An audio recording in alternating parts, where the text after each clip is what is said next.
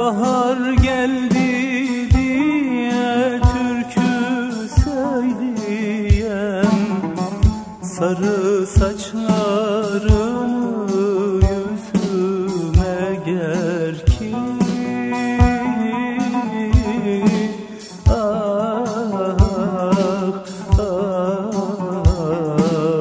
koklayıp öperek yaz geldi diyem. Turnalar uçun, yayladan geçin, yarimi seçin turnalar. Turnalar uçun, yayladan geçin, yarimi seçin turnalar.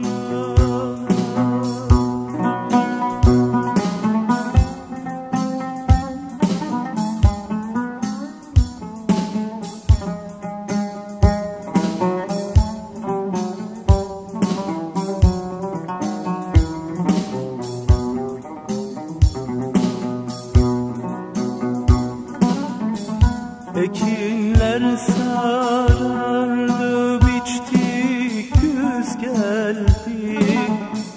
Hakka şükür bu yıl 100 geldi. Nidem ki yokluğun pek öksüz geldi.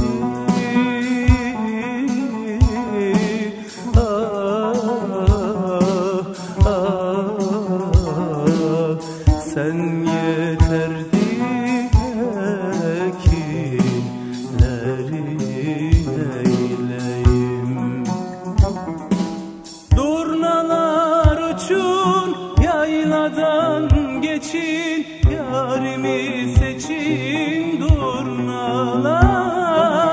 Durnalar uçun, yayladan geçin, yarimi seçin.